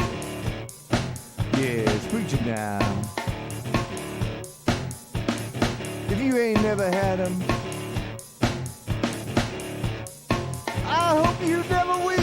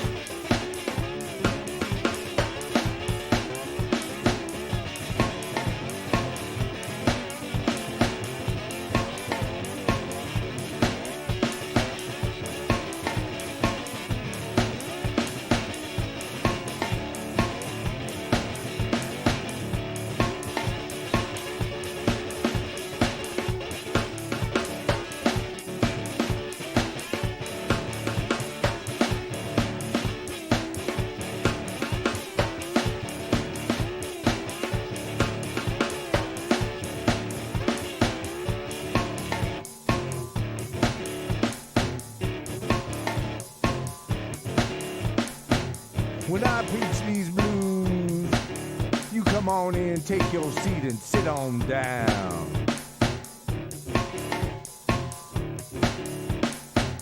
When I preach these blues, you come on in, take your seat and sit on down.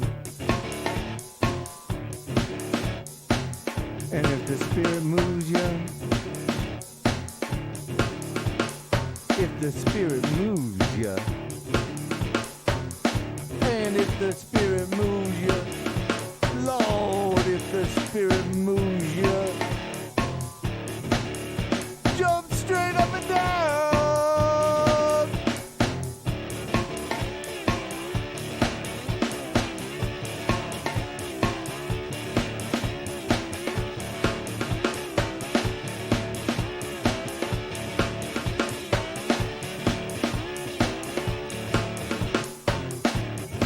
Ah, let these blues is a low down and an aching heart disease. Yeah, these blues is a low down and an aching old heart disease. Like consumption, killing me by degrees. I can study the rain, oh, I drive my blues away.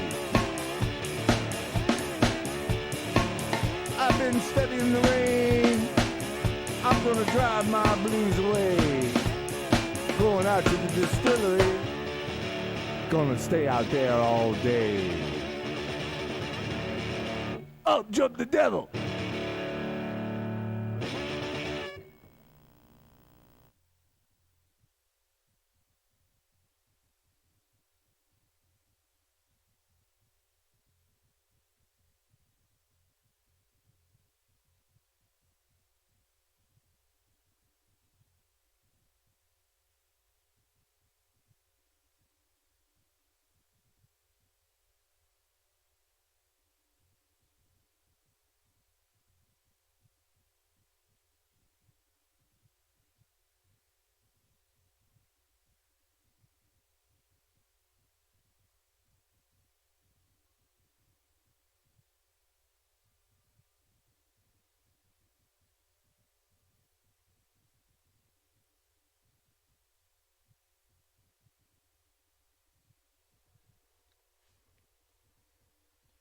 Welcome back to 10 Cent Beer Night here, PalmerCityRecords.com, Akron, Ohio. I'm Seth. I'm Bob.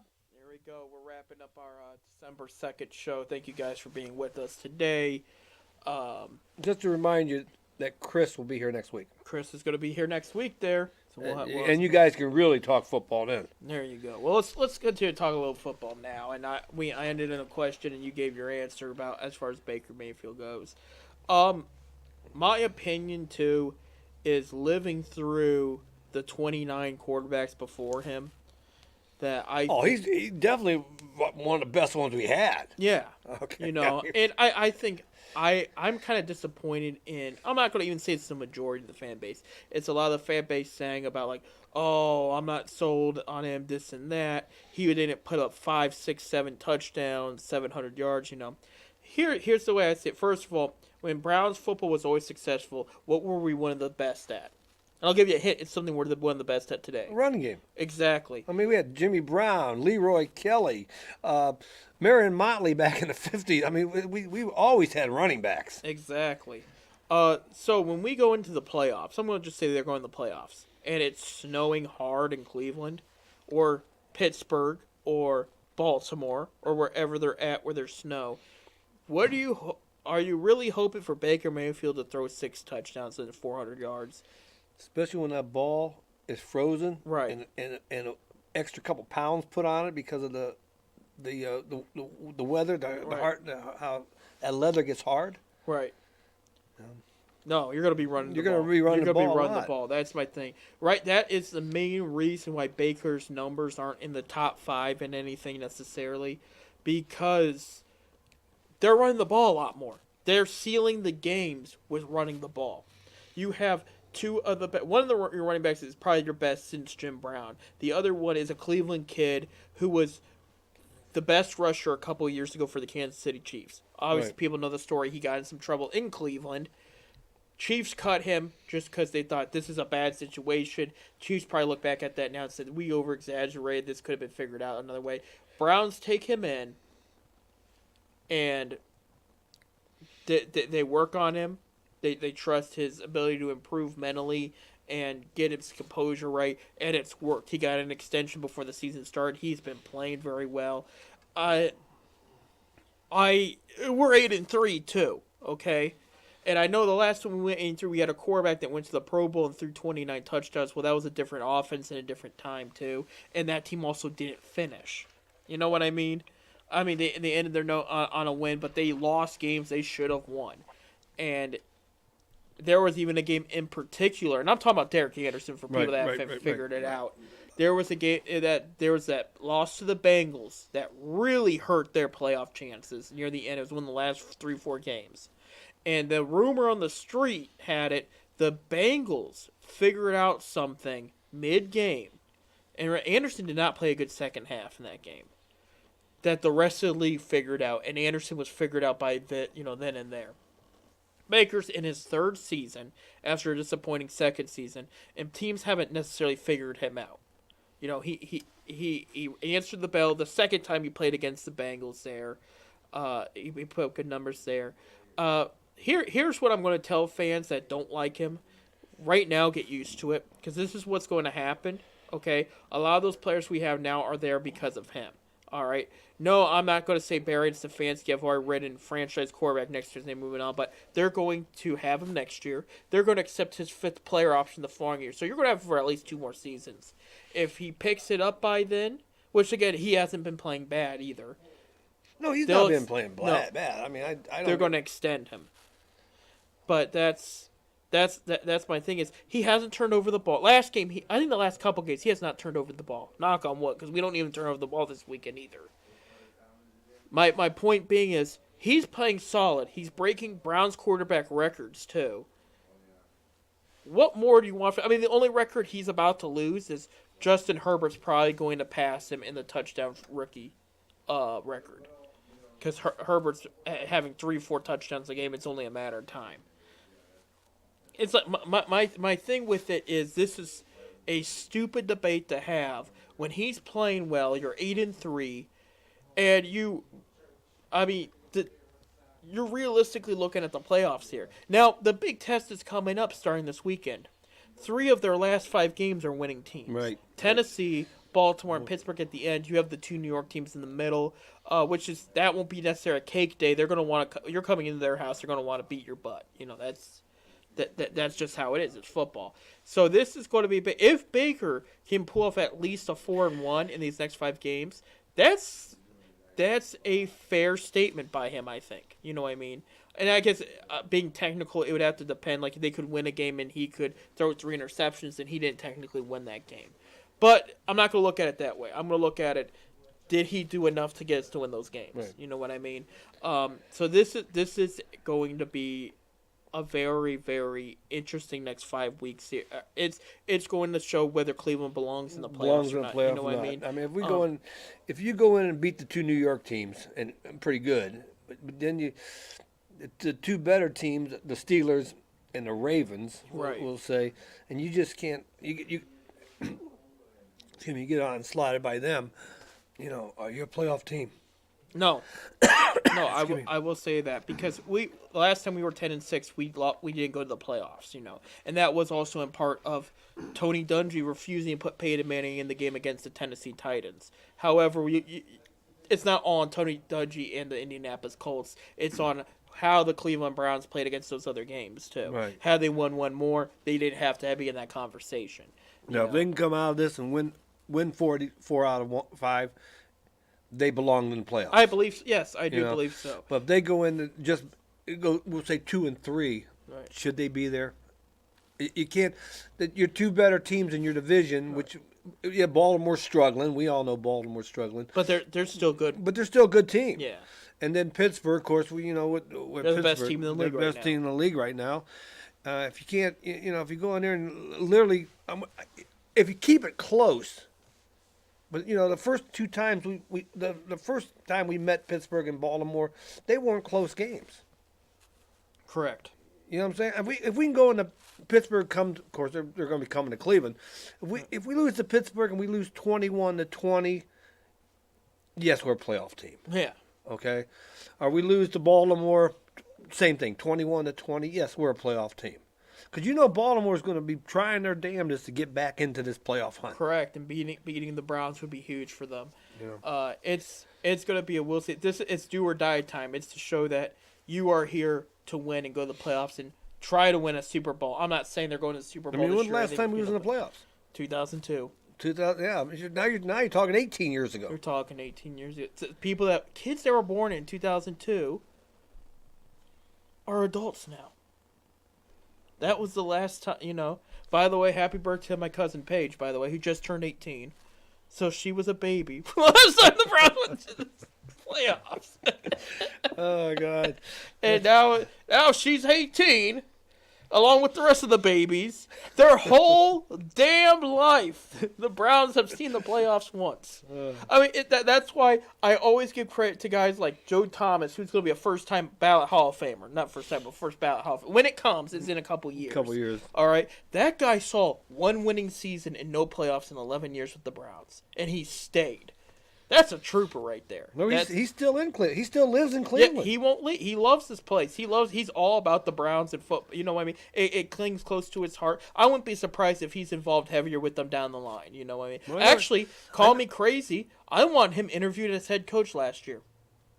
Because I said if there's one guy that's going to come in, knows the game, knows how to fire up these guys, and knows how to win in Cleveland, or needs to, what that should happen in Cleveland, it would be him. However, I know he's still involved with the television stuff, like Yeah. the Browns, Browns beat and stuff like that. I watched him the other night on Sports Time Ohio, right. when he was they was talking Browns football and stuff. Right. But again, as much as I like Big Joe, great football player, he knows the game. He also admired Hugh Jackson. He also admired Freddie Kitchens. It kind of, you know what I mean? So it's like he's not right all the time. So maybe getting Kevin Stefanski looking like it. When you're was a good losing coach, a lot, I mean, you're still friends with these guys. Yeah. I mean, you're still gonna admire them. But he stayed in Cleveland. He could have. I'm sure he had 2 or 3 year contract deals. He could have left. He could have. They almost They were in trade talks with him for a little bit. I know the Broncos went hard for him, but he stayed. He stayed. They didn't trade him. And I think that would have hurt him big. And I would say the one guy that doesn't get enough credit, and I don't blame him at all for going to Pittsburgh. Joe Hayden would still be here if they kept him. He would have stayed in Cleveland. He put everything out there for Cleveland, and they cut him because of money, and he got injured often. It was wrong how they handled it. I will say that. I don't blame him for going to Pittsburgh, and I'll be curious that when his career is up, where he'll say he enjoyed the most. Now Pittsburgh, he had the most wins. He's got to be 11-11-0. But he did also enjoy his time in Cleveland. That's where he was at his prime. How long was he in Cleveland? You remember how long he was in? 6-7 seasons. How long has he been in Pittsburgh now? Probably 4. He's a free agent next year too. He could come back if he wanted to. He can come back if he wants. And we need some cornerback depth too, for sure. So. We'll see. We'll see. We can talk about that when it's all over. But I like where the Browns are at. I trust Baker Mayfield. These ideas about Case Keenum or somebody else coming in, it's ridiculous. These guys, how should I say it? They rally around him. They rally around Baker. That's the one thing, and that's the big thing that John Dorsey, when he drafted him, said that he liked about it, is that Oklahoma players rallied around the guy. Right. So no, he's not going to be Peyton Manning or Dan Marino, but you don't need Peyton Manning or Dan Marino to win the Super Bowl.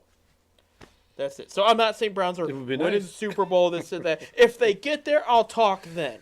But right now, we're just focused on finishing up this playoff run. Let's get the playoff run. I like their attitude, though, is, in the past with Cleveland teams, unsuccessful Cleveland teams, the attitude's like, we're just happy to be here, and like if they're settling for this. The first thing Stefanski told them when they went 6-3, the first thing he told them when they went 7-3, the first thing he told them when they're 8-3, is this good enough, guys? No! They responded. Well, yeah. And that's the attitude you have, especially a team that hasn't seen 8 wins for 13 years. That's the attitude you have to have. I loved it when they went 2-1, 3-1. Was it 3? It was 3-1. And then the broadcaster from Fox asked Baker, "When do you think? Do you know when the last of the Browns were 3-1?" He said, "I don't care." Yeah, I remember that. He wasn't on that team. He does not care. He cares about right now and this team, and that's got to be the focus. Stefanski's the best thing in Cleveland. I mean, the best thing coming in Cleveland. He's got them playing. He's got them all gelling together. It's what we talked about earlier in the show, teamwork. All right. We all got to be on the same page. There's no I in team. All right. All right. It's a team. And I had a guy tell me that once. He goes, there is no I in team, but there's 2 I's in idiot. There you go. Okay. I like that one. I like that one there. That's a good one there.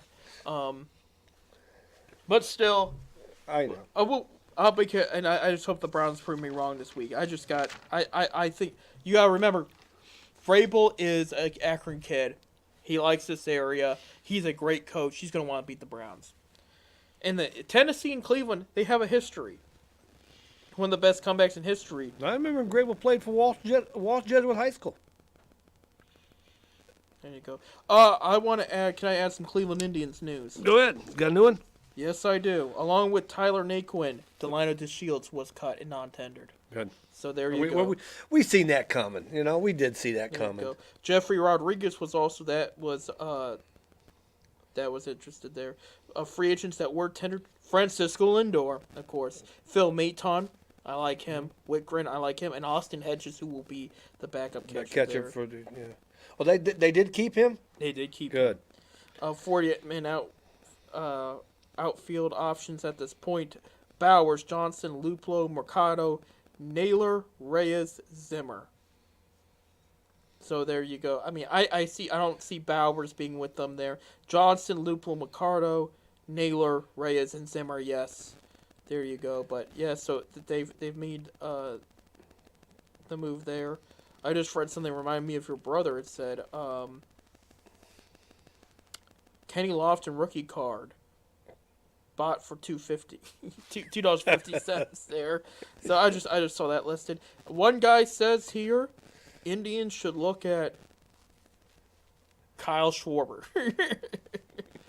Talk about a guy that was very favored by broadcaster Joe Buck during the World Series, but he didn't really pan out after that. He just Come on, Joe Buck. He liked it. He liked it, but he was like Schwarber.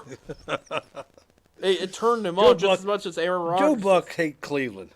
He does, and you know what? We don't like him back. That's, I can't say for I did read an interesting article there, going back a little bit to basketball. Dellavedova cleared out his during the pandemic. The heart of it cleared out his apartment because he wasn't sure he was coming back. He had a place in L.A. Him, the wife, and the baby moved there, and he is happy to move his stuff back into the apartment. Good. So there you go. I'm glad he's back. He just didn't know. He said he kept in touch with everybody, but he didn't know in this business that.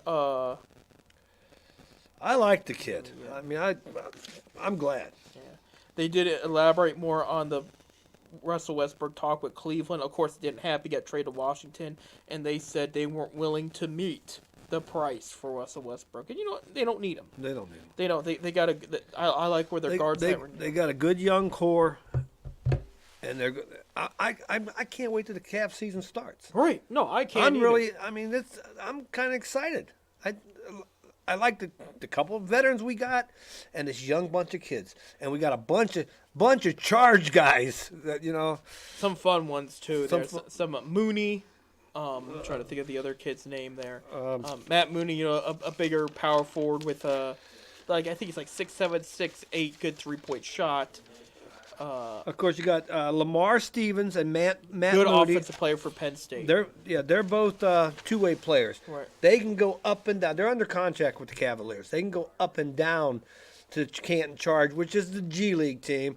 I talked to a guy the other day, and I told him, I said, I'm a season ticket holder with the Canton Charge, the G League team. And he looked at me and says, "Who are they?" And this guy lives in Akron. I mean, I told Austin this. My ticket rep.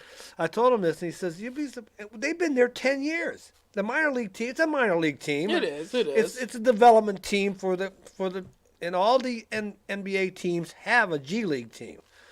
And anyway, Matt Mooney and Lamar Stevens, along with 2019 underdraft swingman Charles Matthews and Canton Charge center Marcus Bolton. Marcus Bolton there. And he watch this kid play. This kid is good. Yeah, he was drafted. No, went undrafted a couple of years ago, but people thought of him as a project. But the big one, according to Cleveland.com, the beat reporter of the Cavaliers for Cleveland.com, he thinks the final spot on the Cleveland Cavaliers roster spot is going to be guard Levi Randolph, who played in Canton last year, and I got his autograph, so now he's going to. There you go. Hey, whatever works. They got a good core down there. And of course, Randolph right now is playing for Team USA in the FIBA America Cup qualifying games. Yeah, and I saw they have Tom Maker on there. He was a tough forward there for the Bucks for a while. Good size, good inside scoring and everything. He's got potential to be. So it's just fitting the right team and getting him in the right situation there.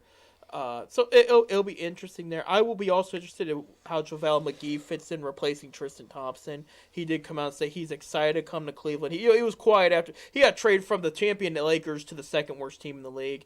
That kind of messes with you a little bit. But in all seriousness, though, that the kind of system Bickerstaff runs, he will fit in well. We have a great 1-2 punch still. Speaking of that, the Cavs got a new assistant coach. I saw that. Yes, somebody that was with Bickerstaff down in Houston. And he was briefly there.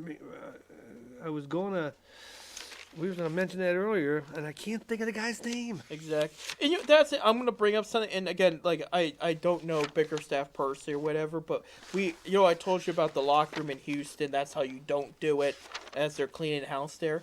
It's interesting that years ago Bickerstaff was an interim coach for the Rockets, and they went to the playoffs.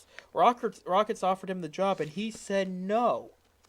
Then he eventually went to Memphis and took that job. And it makes you wonder if he saw something that he's like, I don't know if this is going to be more worth it, where in Cleveland, he fits perfect. That's a good coach to have on the sideline there. Oh, we didn't bring this up. Cleveland Indians pitcher Cam Hill Got in a car accident. got in a car accident and broke his throwing wrist. Yeah. So they're looking at. They said right now surgery went well, but they're not sure about where he's going to sit when the season starts or when spring training starts specifically.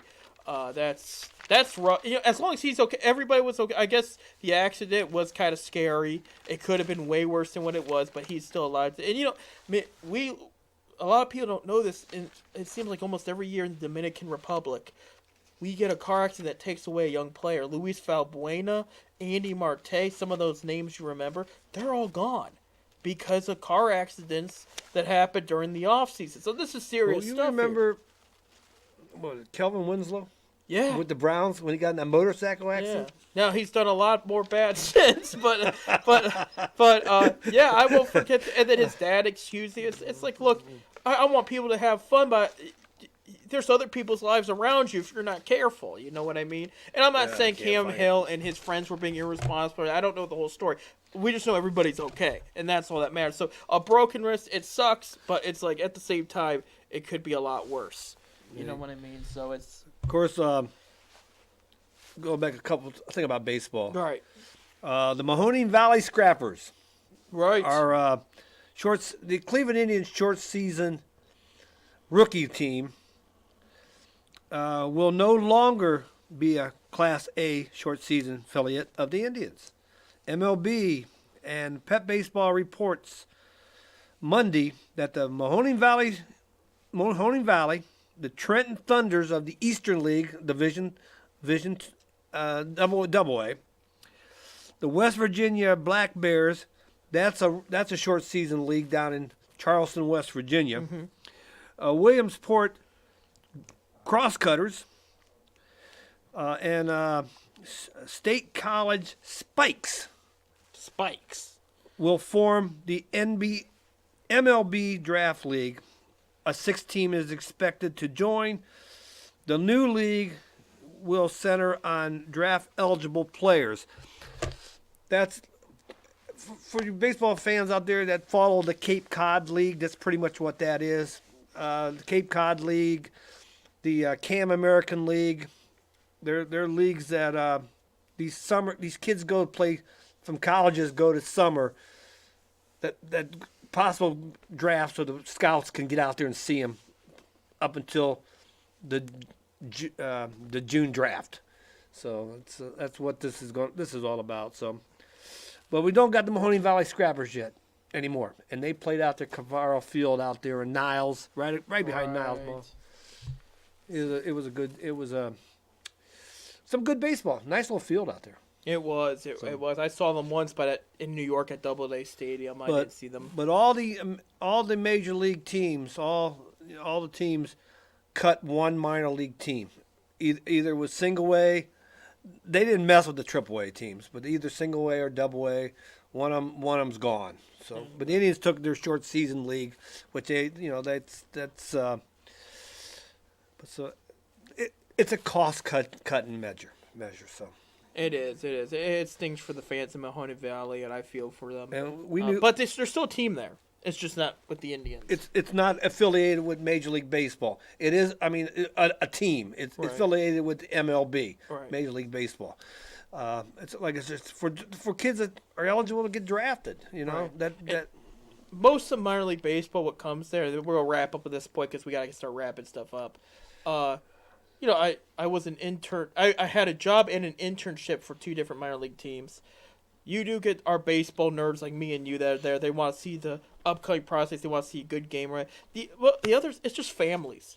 That's what it's to see a good game. Baseball is a family sport. It is. It's a family thing. It's affordable games. Minor league. Yeah, minor league affordable games where they got cheaper merchandise. You know what? It's like you can go in the game and blow $50 and get a lot out of it. I'm not including tickets even. Like even your food's a better price and everything. Just everything. It's just a great experience to just take the kids out, and it's not too crowded either. You know what I mean? So that the Mahoning Valley people will, still appreciate the team that's there. Yeah, it's gonna be fun. I mean, it's gonna be fun baseball. Yeah. And we was talking earlier. Minor league baseball, like I said, especially in the smaller towns, they'll support you. they'll support it because that's all they got, you know. Right. And it's good. Minor league baseball is great, you know. And that's like I said. I posted something on my Facebook page today. I picked a picture of the Canal Park, which is downtown Akron, and you know, I just says. I missed baseball. God blessing. With God willing, we're gonna have it in 2021. So, you know, I missed the game. I mean, I didn't get a chance to scout much this year, and when I wasn't scouting, I went down to Canal Park a lot. You know, I missed the game. I just hope 2021 is a lot better than what we had this year. I just hope, you know. Yeah. Yeah. Well, we got to pull for it. That's all we can do. But speaking of that, we got to wrap it up here. Thank you for tuning in to 10 Cent Beer Night here on your Wednesday night. Thanks for coming in, Bob. We'll have your Chris next week. son-in-law next week for sure. And we'll talk more football there. We'll see if his Steelers go 12-0. We'll see if our Browns go 9-3. We'll see. We'll see. We got a lot to talk about going forward. But I'm Seth. I'm Bob. You guys, good night. Till Good next night, time. everybody.